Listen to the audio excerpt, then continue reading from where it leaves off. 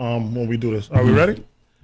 All right, it's 135 The Beat, Miami. Suit up one for hip hop, R&B, and the Breakfast Club. Rico Love in the building. Turn the lights on. What's good, my brother? What's going on with you, man? Can't complain. It's always good to have you in the studio. I mean, I always brag about the fact that all my favorite songs, you've written them.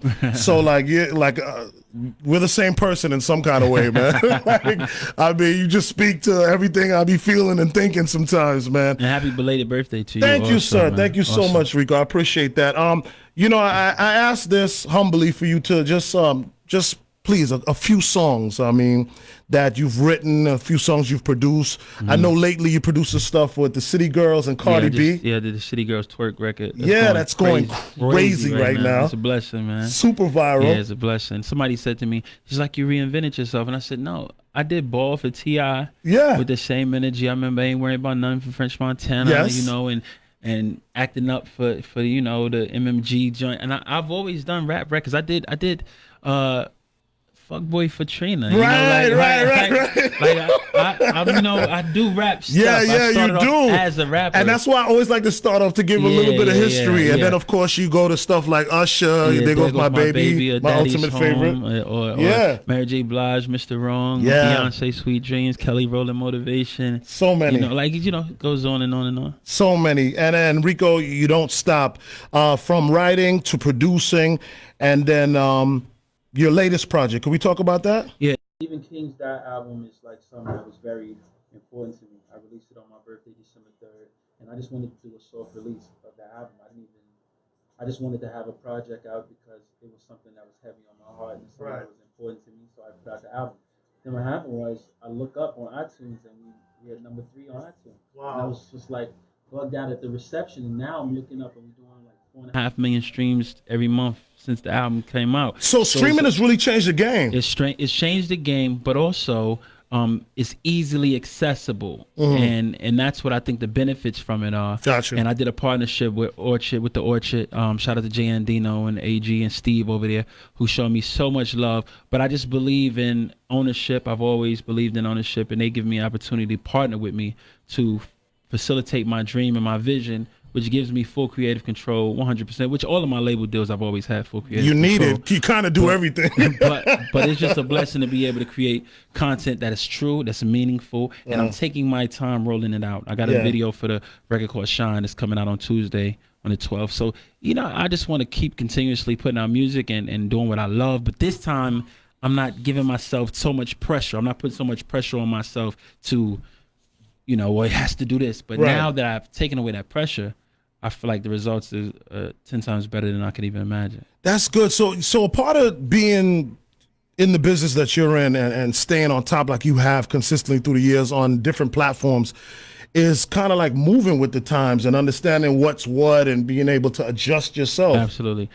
Being consistent with who you are, though, creatively, because I never compromise what I believe in. I won't do a record that I don't believe in.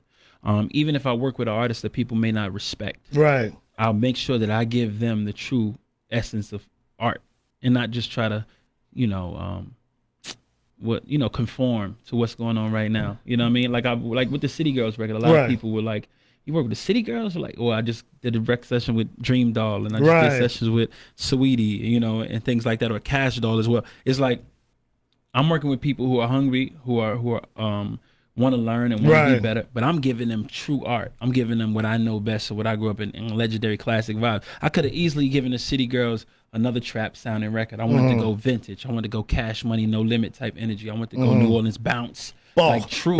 Take it back to that. Take it back to that. So it's about me giving a piece of who I am to every artist I work with, whether there's somebody that you put on this pedestal or somebody you believe in less than you do everyone else. I want to give them that same level of quality. You always come across, you know, very humble and stuff like that.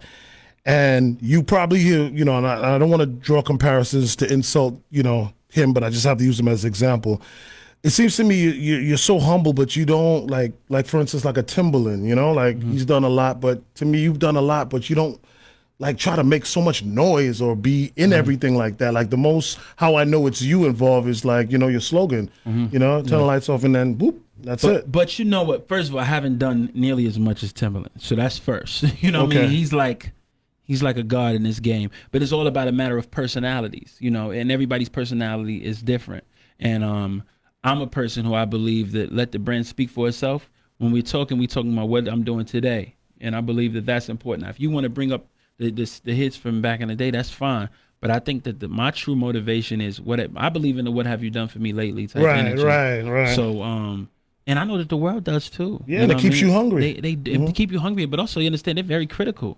And they don't want to hear about. I saw a meme the other day where it said, "Stop talking about all the money you had. Do you got the money now?" Right. You know what I mean? So I just believe in just what have you done for me? What have you done today? And there's so much more that I can do, not just in the parameters of music. And that's why I'm so happy about the City Girls record, is because now, you know, it's like everybody talks about what you're doing now with the We Love Music Conference or the Rico Love Presents and all that stuff. But now it's a record attached to it. So now I got one of the hottest records in the country. And now you can, when I come to the table, it's like, oh yeah, by the way, today I got one of the hottest records in the world. So now, if that's what you needed, there you go, to respect me again, even though I put in enough work for it to gain the respect of the world. If that's what you needed, then I gave you that. There you go. And then we can have that move forward. You brought it up and I wanted to touch on it, so you might as well go with it now. You do a lot of things to kind of like, you're like besides the producing, the writing, and everything else you already do in the game, you also act as an A&R in so many ways, and I've personally seen that myself. And you do have the conference that you do. Yeah. So I want to talk about the conference, and then you came up with this new thing with Rico Love Presents. Yeah. So let's touch on the conference and then go into the other one. The Rico Love Presents, or the We Love Music Conference, is so important to me because this is our 4th year. July 12th and 13th is going to be in Milwaukee, Wisconsin this year. Last year it was in Baltimore, Maryland. The year before that it was in Indianapolis, and we did one in South Africa. You understand? Yes. So being able to bring creatives from all over the world, songwriters, producers, artists, managers, A&Rs, mix engineers, bringing them together and giving them the tools that they need, not only giving them the tools and giving them lesson plan 2 days straight from 11 a.m. to 11 p.m. at night. They're in a classroom setting learning. Wow. And when I tell you nobody gets up and leaves, nobody is bored, it's intense information nonstop. And the best part is they build relationships with other people around them. And they're really the unsung heroes. Yes, man. I call them when the records are done, they're still there. I call them the Unsullied. Those are my group. Those are my crew. That's my army. And I've built a rapport with them family-wise. Everybody who comes to the conference, I consider them my little brother and my little sister. Nice. And I encourage everybody to come and enlighten themselves, but also interact. There's a thing we do called speed meetings, and it's the same concept of speed dating, but it's like 1 minute each talking about what you do, and then you go to the next person.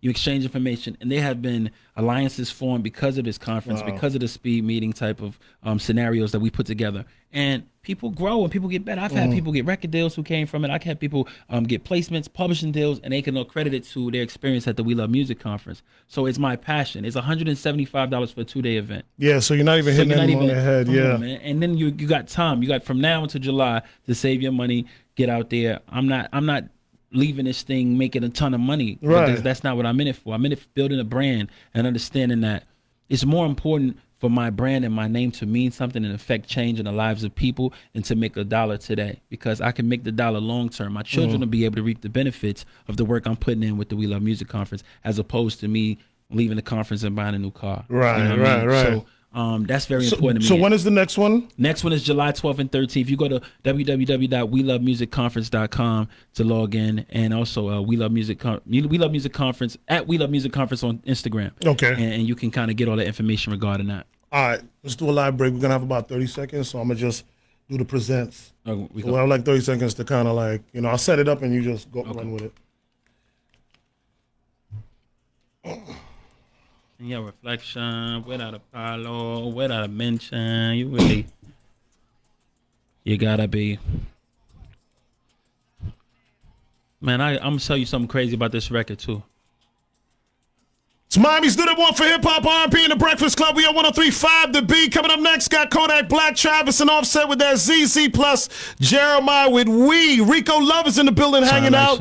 And you are looking for 5 female R&B artists. What's going on? Rico Love Presents is a series of projects that I'm releasing each quarter. The first series is called Emerging Women of R&B. So we're looking for 5 R&B artists, vocalists, and we did a search, and the 5 winners will win $5,000 each. Flight to Miami, studio time, and a place on the project. That's what's up. Go to Rico Love Instagram. I am Rico Love. I am Rico Love on Instagram. Tag everybody. Sorry. What did you say? You were going to say tag what? I was gonna tag everybody because basically, I've been looking through, man. It's so difficult to do this because, bro, it's literally thousands and thousands of super talented people. Yeah, how do you figure out? I didn't think it was gonna be this difficult. I'm going through some of the people, and I'm like, bro, it's some girls that are so talented that you're like, how are you not discovered yet? And then I'll see somebody else, so I'm like, oh, this person's more talented than I. Yeah. It's so much so that somebody who's like, okay, who in a normal setting would be extremely talented, you put them against all this competition, and it's like, and you don't stand up. You don't stand up next to what this person What's the process going to be like for you then? What I've decided, because I spent all yesterday just kind of going through all the submissions. What I've understood was, all right, cool, I got to pick the best, this energy, soulful. Then I got to go more modern, contemporary energy. Then I got to find somebody that's more, like just. So you're going to find five different vibes. Sounds. Okay, got you. It's so difficult, and what I'm hating is that I'm gonna have to only choose 5 people. Yeah. And I'm like, If you don't get picked, I don't want you to think to yourself, oh man, like I'm trash. I want you to understand this is thousands of people. It can only be 5 people. Yeah, understand the dynamics. Like I feel so bad for some. It was a girl who I saw, and when I first saw, I said, oh, she's got a spot, guaranteed. I'm like, it's her. She's in it. Right. 5 minutes later, I forgot who she was. That's serious, man. It was just that much talent in this world. So what I'm gonna have to. So the next series is gonna be male R&B, and then after that we'll do female hip hop, and then we'll do gospel, and then we'll do groups. So then we'll do male groups. So it'll be 5 of the best male groups, 5 of the best gospel artists, 5 of the best female MCs, and we putting these out every quarter. And I'm giving out $5,000 to everybody who come, and giving them an opportunity to be seen by millions of people. We got millions of monthly subscribers on my playlist, and we're gonna just consistently build it up and break artists in the newest way possible. Instead of me having to hold their hand and babysit them, no, you come on, you be a part of this project. This is my project. I'm giving you the spotlight, giving you the opportunity to be seen. And if something comes of it, then we'll have a full length album for you, depending on who gets the most energy. So it's really, for me, my opportunity to do what Puff and Russell and all those guys did in a way that nobody ever did it before. And in this era. Yes. So I got to talk about your last project. I'm horrible with names. Please tell me the name of your last project. Even Kings Die. No, the one before that. Turn the Lights On. TTLO? Yes. Yeah.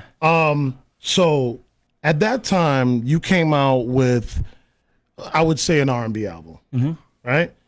I thought it was phenomenal. I still think it is. It's still one of my favorite albums, straight up. You know what I mean? But at the time, it just seemed like the world was rough on R&B. Your trap was really in a really strong place. You know what I mean? But I think that you pushed through, and it seems like after you did that, there was a shift in the business. And this is just me watching it from my perspective of radio.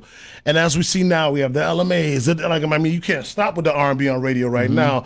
Kiara Lede, now we kind of like overwhelmed. Yeah. Mostly female, but even Homeboy caught a record with Light Skin Keisha, B. Smith, and all this stuff going on right now. So I wanted kind of like your perspective on R&B and the role it plays when we are on these hip hop and R&B stations, but it seems like R&B was fighting for space. It's all a rotation. Everything comes back around. Like, it doesn't surprise me that it's happening the way it happens. It's just how it works. It's the way of the world. Nothing is new under the sun. It says it in the Bible. So we have to understand, with every season, remember that song, Turn, Turn, Turn. Everything will come back around. So I'm not upset with it. Only thing that's frustrating is when I hear these younger artists borrowing from legendary and classic records and not understanding that they're borrowing. When you see artists arguing with legends about taking their melody and their style, and you're like, yo, you have to understand, just because you don't recognize the influence doesn't mean you haven't been influenced. Yes. It's like a person, if I have a slang, if I have a terminology that I use all the time, and then I'm around you and you take it, and then now everybody in your family talks like me. Right. And I come to you and say, yo, that's mine. Right. And you say, I never heard of you. You don't have to have heard of me. Yeah. It is what it is. My imprint was left on somebody who had an imprint on you, and you took it and carried it on. Right. So just recognize that it's possible that you didn't create this style and this energy that you think you created. Understand that you are forever a student of everyone you come in contact with. And when you come to that understanding, I think it'll gain you a lot more humility when it comes to what this business really is and how this business has been able to thrive for the time it's been able to. Talking about that, can you name? I know you got to go, but could you name a few artists from back in the days? And I'm talking about way back. I don't want to say the name of the artist that I'm thinking of. I'll tell you after because I don't want to take away from whatever you're gonna say. Name some legendary artists to you that has played an influence based off of what you just said. Michael Jackson, Curtis Mayfield, Sam Cooke, Marvin Gaye, Martha, I'll say Diana Ross. Not just, Supremes, yeah, but Diana Ross was just, my father is obsessed with Diana Ross. Got you. You know what I mean? And her energy, her superstar. Right. You know, Tina Turner, you know, Harry Nilsson, the Beatles. Right. Queen is, to me, the greatest band of all time. Wow. You know, Freddie Mercury is one of the greatest singers ever. Aretha Franklin is by far the greatest female vocalist of all time. Easily. Those people. You know, those people you are influenced by and you listen to and you realize the greatness and the soul and the depth and despair and the passion. When you hear that, you like, man, I can't help it. Right. How can you not understand I'm that? sucked in. Yeah. You happen to say the one I was going to say, Sam Cooke. Oh, yeah. At Netflix came out, The Two Killings of Sam Cooke. It's out now? Yeah, it's out now. Oh, I got to watch that. Yeah. So ironically enough, Hey. Oh. Hey, I forgot I got to remind me I got to shout out my son. He cleaned up his room. got you.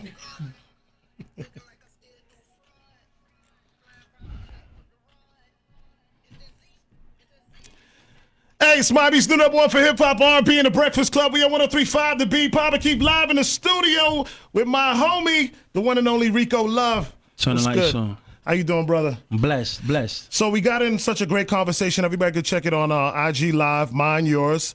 And we did Facebook Live as well. But I just want you to let everybody know your latest project and the Rico Love Presents. So my latest album, Even Kings Die, is available right now. I'm so blessed from the response I've been getting from the music. And it's one of the most heartfelt projects I've ever been able to be a part of and create, because it came from, you know, just a real personal space and a level of growth and maturity that I've been able to come to and understand and handle frustration better with this album. And also, the Rico Love Presents is an opportunity for me to break new acts. And which is very important to you. Yes, I see, because earlier you said to me about the word legend, and I feel like until I'm able to break new artists, I cannot be considered a legend. This is, because you look at Pharrell, you look at Rodney Jerkins, you look at Timbaland, you look at all of these guys, you look at DJ Mustard. He's able to break artists. And until I'm able to do that, personally, I don't feel like I've earned that title. So that's something that's important to me that I will do. Well, you're well on your way with the Rico Love Presents. Rico Love Presents. So is a series of projects with different themes. The first theme that we're going to be doing is emerging women of R&B. So we're looking for 5 of the best R&B artists in the country, in the world. And what we're going to do is we fly to Miami, we put them in the studio, we give them $5,000 each and the opportunity to be featured on the Rico Love Presents project. Each quarter we'll be doing another one. So the next series will be male R&B. Gotcha. Then the next series could be female hip hop and male hip hop. Then female or group. So then we'll find the best groups. Then we're gonna do gospel, the best 5 gospel artists. Then we'll do, so on and so forth, and keep it going. So how can people register for that right now? So basically, I've just been having everybody hit my Instagram at I am Rico Love, and you can just tag and submit whoever you believe is there. There are right now 35,000 comments, right? Wow. And just so people know, you don't have to keep tagging your friend 100 times. Like, not to say, because I understand how passionate people are for their friends and their family, but there are 5 of my people in my company who are looking at all of these things. So gotcha. Don't get it twisted. Slow down. Yeah, don't think that, I posted it and they're not going to see it. We're going through these things meticulously. I was up to like 6 a.m. looking through these things. So, all right, so y'all know what to do. Go to I am Rico Love, and before you go, Rico, you have a big shout out. I got to give a big shout out to my son, Karis. He cleaned his room up today, and it was incredible. Good job, Karis. Mommy said that you clean your room up, and it looked like when she cleans up your room. Nice, good job. That makes me so happy to know you cleaned your room up. I'm gonna buy you some Dunkin' Donuts on my way home. And when you leave the room, turn the lights off. I had to. Rico Love in the building. More Famous Friday coming up next, y'all.